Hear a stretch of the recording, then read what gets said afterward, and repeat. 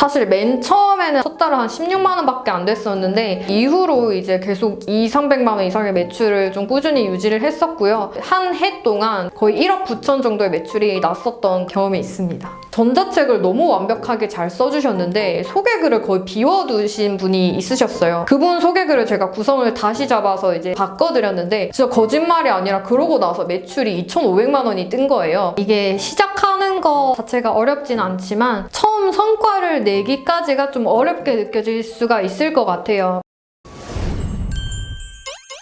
저는 2020년도에 퇴사를 하고 그때부터 개인 창업을 시작을 해서 전자책뿐만 아니라 뭐 블로그, 유튜브 여러 N잡을 하고 있는 1인 기업가 박현조라고 합니다. PDF 전자책이라는 건데 내가 알고 있는 지식이나 정보를 PDF 파일로 취합을 해서 판매를 하는 부업을 메인으로 하고 있습니다. 전자책이라고 하면 많은 분들이 좀 어렵고 하기 힘든 부업이다라고 생각하는 분들이 좀 많으시더라고요. 왜냐하면 이게 책이라고 하니까 책 쓰는 건 아무나 할 수 없지 않느냐라고 생각을 좀 하시는데 한 20페이지 정도만 만들어도 시작을 할 수가 있고 비용이 전혀 드는 부업도 아니기 때문에 되게 누구든 부담 없이 해보실 수 있는 부업이에요. 그리고 추가적으로 하나 전자책을 만들고 나면 자동 수익을 얻을 수 있다는 것도 되게 큰 메리트라고 느껴집니다. 일단 사람들이 왜 전자책을 구매를 하는지 그 심리에 대해서 조금 알아두면 도움이 될 것 같아요. 첫 번째 심리는 돈을 벌고 싶어서 구매하는 경우들이 많습니다. 예를 들어서 주식, 재테크, 돈 버는 법, 부업 관련한 내용들 혹은 뭐 돈을 아끼는 법, 뭐 돈을 불리는 법 이런 여러 가지 돈과 관련된 주제들의 전자책들이 또 많이 팔리고요. 남들과 내가 100% 다르다라고 어필을 할 필요는 없고 한 10% 정도만 달라도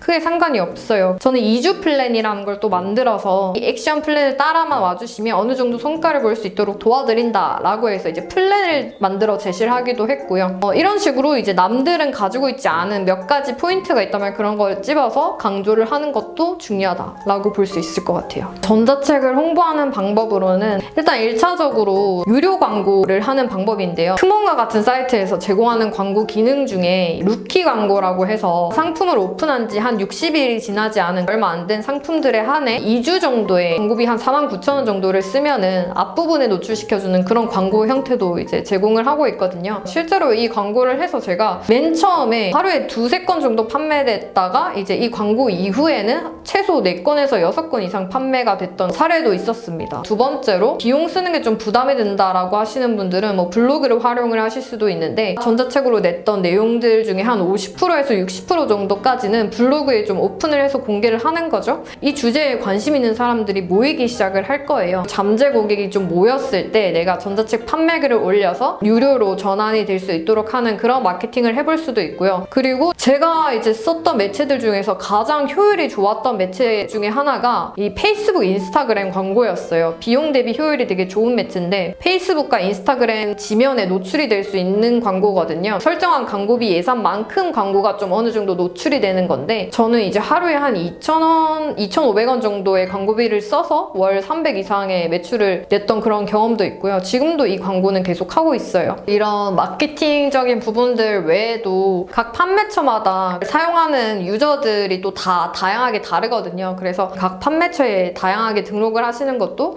내 전자책에 대한 판매를 좀 더 늘릴 수 있는 방법이 될 수가 있습니다. 일단은 이런 페이스북, 인스타그램 광고를 집행하기 위해서는 페이스북 비즈니스 관리자라는 사이트에 들어가셔서 계정부터 먼저 만드셔야 돼요. 페이스북 광고를 집행을 할 수가 있게 되거든요. 광고를 집행을 하실 때에는 간단한 이미지와 문구 정도만 제작을 하시면 되고 그리고 세팅값이 연령층이나 나이, 성별, 그리고 관심사 이런 것들을 내가 설정을 해서 광고를 할 수가 있게 돼요. 많은 분들이 좀 보편적으로 써볼 수 있는 방법이 기본적으로 광고를 최소 4개에서 5개 이상을 제작을 해서 그걸 동시에 한번 집행을 해보시는 걸 추천드려요. 많은 분들이 광고를 딱 1개만 만들어서 집행을 하시는데 내가 똑같은 광고비를 써도 어떤 이미지, 어떤 문구를 제작을 하느냐에 따라서 그 광고에 대한 노출이 더 잘 되기도 하고 클릭이 더 안 되기도 하거든요. 여러 개를 동시에 집행을 하게 되면 더 효율이 좋은 게 뭔지를 내가 파악을 할 수가 있게 돼요. 나중에 효율이 높은 것만 켜서 계속 집중해서 진행을 하는 식으로 좀 다양하게 광고 광고를 제작해서 만들어 보시는 걸 추천드립니다. 사실 특별하게 마케팅이나 광고를 하지 않아도 가장 중요한 것은 내가 제목이나 목차 그리고 상품 소개글을 얼마나 매력적으로 쓰냐라고 생각을 해요. 내가 아무리 광고나 마케팅을 잘 해도 막상 사람들이 내 전자책을 보러 들어왔는데 그 전자책이 매력적이지 않는다라고 한다면 사람들 구매하지 않고 다 이탈을 하게 될 거거든요. 가장 중요한 노하우는 제목과 목차 그리고 소개글을 매력적으로 작성을 하는 거예요. 가장 많은 분들이 좀 이용하시는 게 재능 마켓인데 재능 마켓 안에서도 크몽이랑 타링 그리고 클래스 101 이런 사이트를 많이 사용을 했었어요. 타링 같은 경우에는 좀 직장인 분들이 많이 사용을 하시고 클래스 101 같은 경우에는 20대, 30대 되게 폭넓게 여러 분야에 있어서 교육을 내가 들어보고 싶다는 분들이 좀 들으시고 크몽에서도 되게 1인 기업이나 개인 사업자분들도 되게 많이 들으시는 편이고요. 이렇게 타겟이 좀 각 플랫폼마다 좀 다를 수 있다라고 말씀드릴 수 있을 것 같아요. 펀딩 사이트는 세상에 아직 오픈되지 않은 상품 서비스들에 대해서 프로젝트를 오픈을 할 수 있고요. 그리고 목표한 펀딩 금액만큼 성공이 되면 그때부터 이제 제작에 들어가서 펀딩 해주신 분들께 내 상품 서비스를 완성해서 전달을 해드리는 구조다라고 볼 수 있을 것 같습니다. 최소 설정 기준이 한 50만 원 정도. 첫 번째로 와디즈를 좀 많이 쓰시고 두 번째로는 텀블벅이라는 사이트가 있습니다. 와디즈 사이트는 좀 30대 이상의 직장인 분들이 많이 사용을 하시는 것 같더라고요. 그래서 부업이나 재테크, 외국어, 언어, 직무 역량을 키울 수 있는 그런 주제의 전자책들이 좀 판매가 잘 되는 것 같았었고요. 텀블벅이라는 사이트는 좀 10대에서 20대 젊은 대학생분들이나 사회초년생분들 많이 사용하시는 것 같더라고요. 스마트 스토어를 내가 만들어서 거기서 직접 판매를 하는 방법도 있는데요. 거의 100% 가까이 내가 수익을 얻어갈 수 있다는 장점이 있는 대신에 판매처는 기존의 그 판매처를 이용하는 사람들의 유저들이 다 모여있기 때문에 내가 뭔가 따로 액션을 하지 않아도 판매가 될 수 있지만 스마트 스토어 같은 경우에는 내가 직접 광고 마케팅을 좀 많이 해야 사람들이 어느 정도 유입될 수 있다. 그래서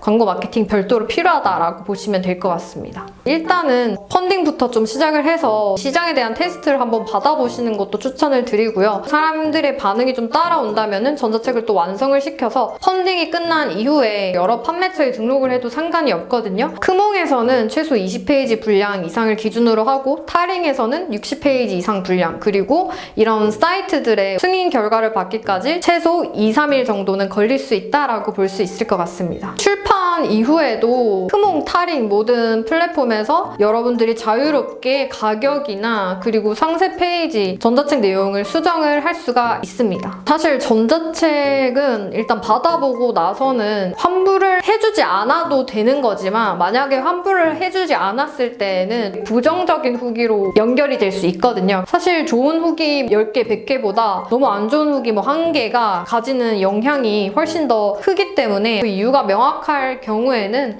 가능하면 저는 환불을 좀 해드리는 편이다라고 볼 수 있을 것 같아요. 종이책이 됐든 어떤 컨텐츠든 저작권에 있어서 완전히 자유롭지는 못할 것 같아요. 저작권들을 좀 보호하기 위한 조치들을 좀 해주시는 게 좋습니다. 첫 번째로는 워터마크라고 해서 내가 만든 전자책 배경에다가 내 브랜드 마크를 달아놓는 것. 두 번째로는 저작권 관련 경고 문구들을 전자책 앞단과 그리고 맨 뒤에 강조를 해서 경고 문구를 쓰는 것. 그리고 저작권 사이트에 저작권을 등록을 하실 수도 있어요. 추가적으로 파일이다 보니까 비밀번호를 설정을 하는 방법도 있어요. 실제 구매자분들만 좀 보실 수 있도록 비밀번호를 공유하는 식으로도 1차적인 조치를 할 수가 있습니다. 꼭 얼굴이나 실명을 공개를 할 필요는 없습니다. 실제로 요즘 부캐라고 하는 것처럼 저도 실제로 이제 제 실명보다는 방구석 투잡러 조야라는 닉네임으로 계속 판매를 하고 있어요. 나에게 창업이란 즐거운 도전이다. 전자책이 하나의 뭐 포트폴리오가 되어서 주제와 관련된 뭐 코칭, 컨설팅 이런 기회들까지도 자연스럽게 내가 얻을 수 있는 알짜배기 부업이라고 생각을 하기 때문에 전자책을 시작을 하시는데 좀 도움 되셨으면 해가지고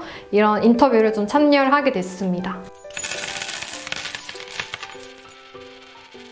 제 인터뷰가 도움이 되셨다면 우리 동네 CEO TV 구독과 좋아요 부탁드립니다.